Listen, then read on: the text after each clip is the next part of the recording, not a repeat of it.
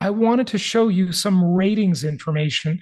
And I thought this was a good study to help us understand the real estate market, to help us understand economics, to help us understand life in general, because I just want to show you how misleading these statistics can be, right? And it's not because they're lying, it's just because they're not telling us something. So, what aren't they telling us here?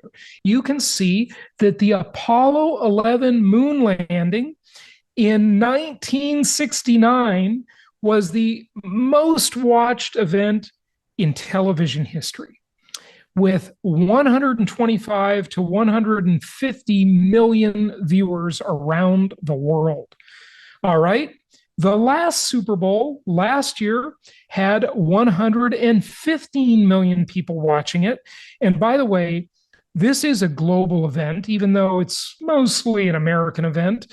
It is broadcast in 150 countries worldwide, whereas this podcast has listeners in 189 countries worldwide. I just want to throw that out and say thank you for all of you from around the world for listening. It is so fascinating to me that so many of you people from far, far away have come to our live events.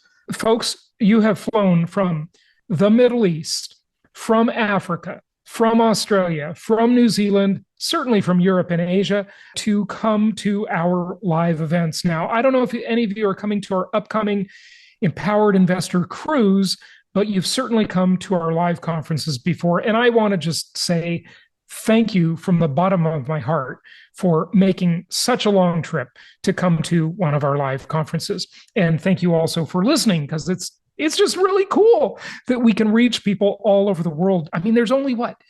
It depends how you count them, right? What you recognize, but there's somewhere around 200 countries on Earth, and our podcast has listeners in 189 countries. Wow. I'm honored. Thank you. Anyway, I'll keep the good info coming for you. Okay, so the Super Bowl, these ratings, right? Generally, for the last 10 years or so, the Super Bowl has had about the same amount of ratings, about 110 to 115 million people watching. Now, Richard Nixon, back in the 1970s, back in 1974, when he resigned, that was such a famous event. And he was there. I think he was in the Oval Office when he made that speech. I can't remember for sure. But his resignation speech in 1974 had 110 million people watching. Okay, great. So we see that back in 1974, 110 million people. And if you're comparing this to the Super Bowl, it's about the same. Or comparing it to the Apollo 11 moon landing, one small step for Neil Armstrong, one giant step for mankind, right? 125 to 150 million people watching that.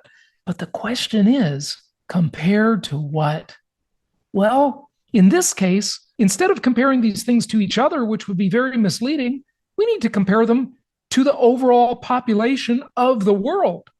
Because back in 1969, we only had 3.8 billion people, and now we have 8 billion people. So in the aggregate, comparing these things, we have to understand that as a percentage of the overall population, the moon landing and the Richard Nixon resignation speech had dramatically more viewers. In fact, as a percentage, more than double what the Super Bowl has, right? So, look, spectator sports, some would say, are the opiate of the masses, right? And certainly a lot of people follow spectator sports, but nothing compared to the moon landing or the Richard Nixon resignation speech. Always ask yourself, whenever you see or hear statistics, compared to what? Life's most important question. Some of you have dubbed it the Jason Hartman question. Thank you. I didn't invent the question, obviously, but it is a really important question to always ask yourself, compared to what? Because you really see that those viewership numbers of all those Super Bowls need to be cut in half to consider it to be equal on a per capita basis to the other major events in the early 70s or the late 60s. All right. So just a little thought on that.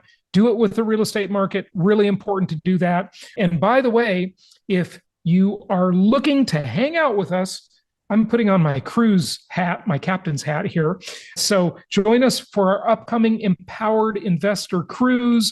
So many of you have registered for that lately. The first early bird did disappear, so you'll get the second bird.